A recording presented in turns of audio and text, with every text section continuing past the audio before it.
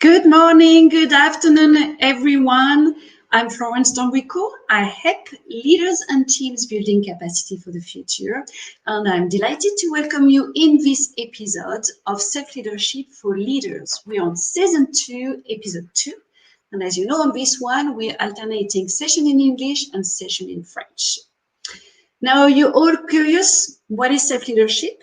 It's about building capacity for the future and being intentional about it so that we can influence what is happening in our life and sometimes around our life. Now, as leaders, self-leadership gives us tools to be intentional into our leadership. And today, we're going to explore how self-leadership can help us as managers and leaders to be intentional and create the right working environment for our team to thrive. As usual, feel free to ask questions or comment as we go along. You do that using the comment on the LinkedIn Live, LinkedIn comment tab, and we will pick them up with my guest, Paddy, that I'm going to introduce very shortly. Now, Paddy Nolan is in my guest, and we met through coaching. We actually met with Paddy by building a coaching program to help revealing talent within Cartier. And we did combine at the same time team coaching and individual coaching. One thing clear from the beginning when we worked with Paddy was our common passion for turning managers into enablers. And we're going to talk about that today. Now, Paddy has more than 15 years experience in coaching, working in 40 countries, 4 continents, and all that into the corporate settings. And his motto is really about empowering individuals and teams to break through barriers and reach new heights. His proven track record includes delivering measurable success by aligning personal growth with organizational goals. And one thing I know is coaching unlocks lasting impact and sustained business results. Now, good morning, Paddy, and welcome with us today. Do you want to give a few words about, add a few words about who you are? Yes, happy to. Good morning, Florence, and good morning, everybody, and good afternoon, wherever you are watching or listening in the world. I've set up my own company 10 months ago, and the purpose is really to multiply performance for individuals, leaders, teams, and organizations. And very passionate about this topic and really looking forward to sharing more with you during our time this morning. Congratulations on that big step. That's sure your commitment to really bring capability to actually do all that. Now, we're going to talk today about self-leadership and turning managers into enablers. There is this really things we've observed on a regular basis when working with team or leaders, that the choice of our behavior can truly create either a working environment constructive or something that is turning down people's talents. What do you think we should look at first? Because it's a vast subject. What comes to mind first, Paddy, when you think about it? I think the first word that comes to mind is really empowerment and self-awareness. They are the two words that really come to my mind in terms of the self-awareness that we have of ourselves as leaders, and how do we empower the team that we have, through the self-work that we do to understand ourselves and the blind spots that we have. So how open are we to that? I love the fact you say blind spot, because when you say self-awareness, spontaneously I wrote, yes, but when do I know that I'm not doing right? And it gets straight into what could be the blind spots. And how do I know? Because self-awareness is what I observe. What do you see within teams and leaders you've been working with that can help that self-awareness being very efficient?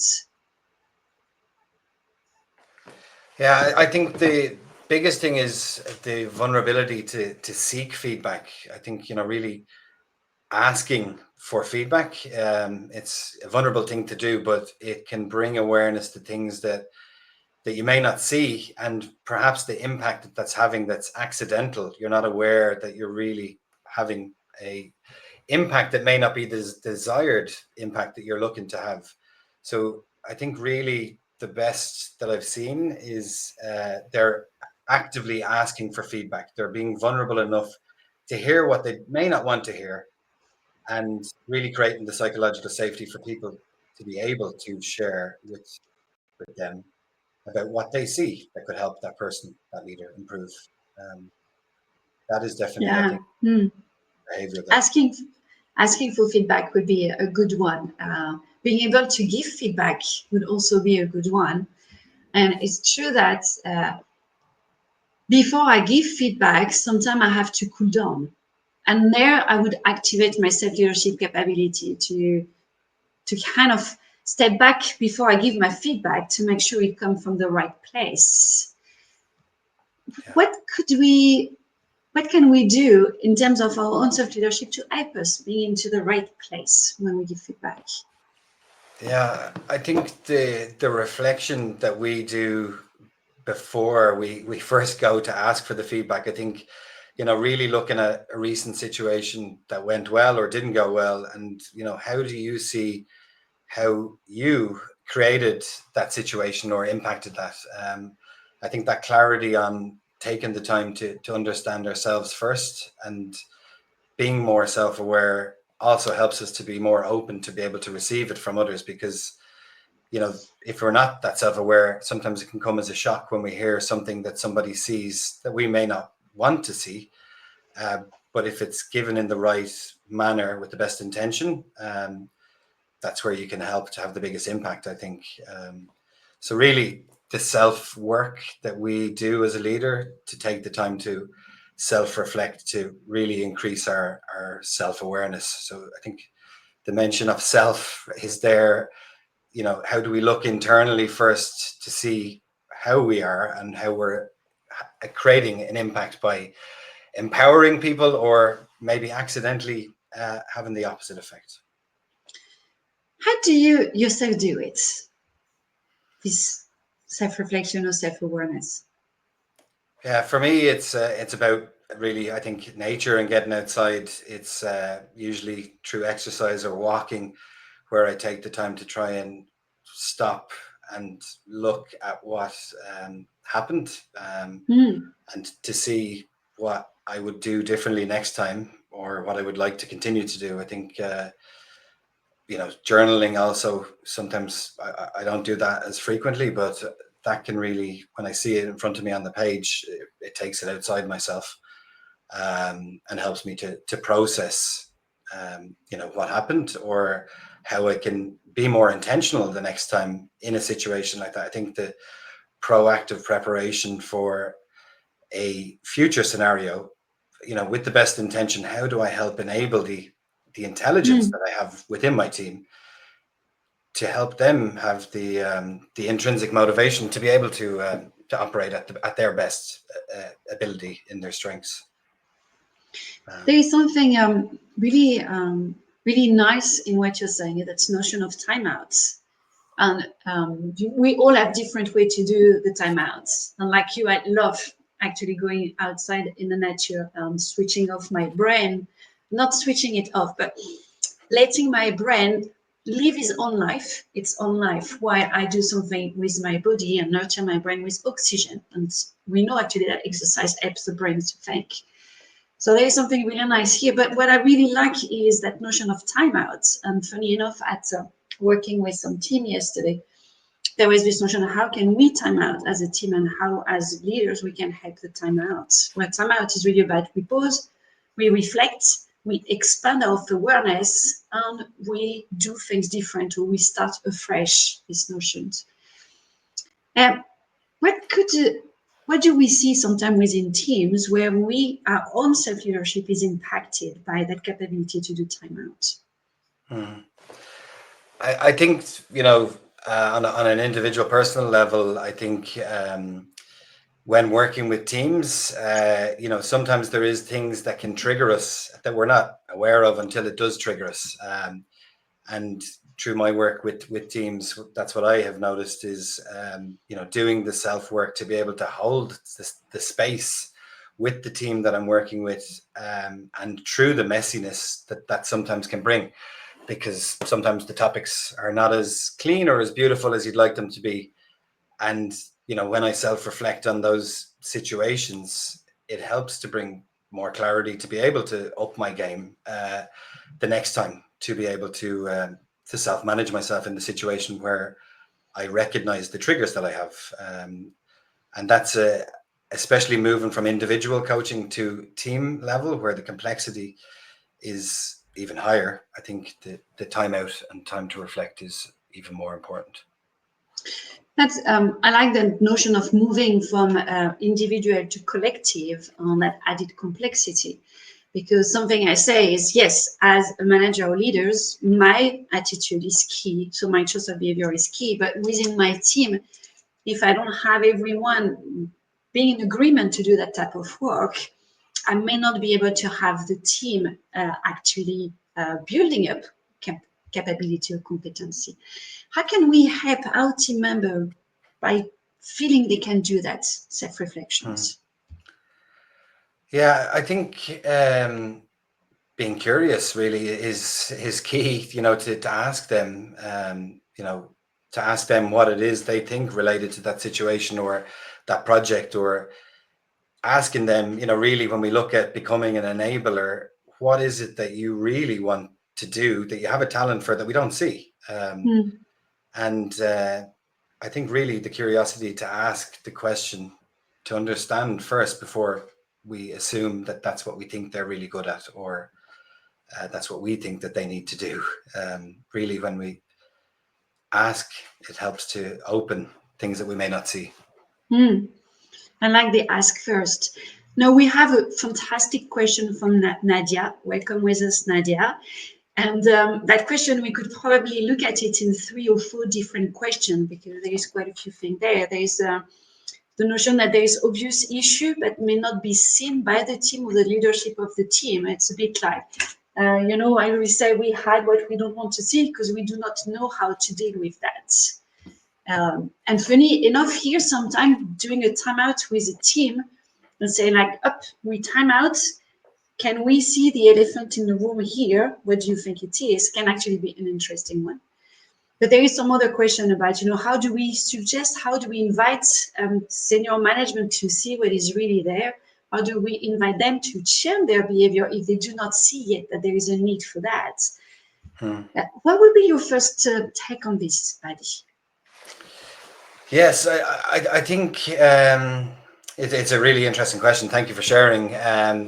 I think my first initial response, I think is, and I'm not sure this is the correct answer, but it's what came to me, is related to 360s, so getting 360 feedback anonymously from the team, that can give the leader a different perspective on what the team sees and feels, and also seeing the leader's own perspective compared to the team. I think that can, related to the first point, the elephant in the room, can help create a safe space to begin the conversation with the leader themselves.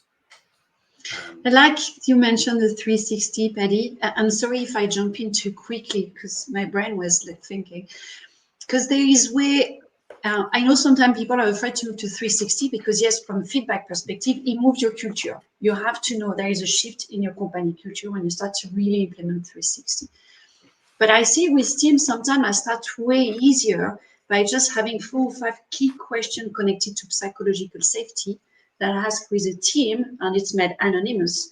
And then I present that to the team and I let them look at it and see the differences, and they all together. And it's like, okay, this is actually what is happening with your team on these 5 key behavior.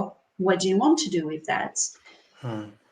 You use something similar that can help bringing the conversation in a very natural way. Yeah, I think the approach that I use is, really to seek from the team themselves and the leader, and presenting it in a way that it creates awareness, really revealing the team back to themselves.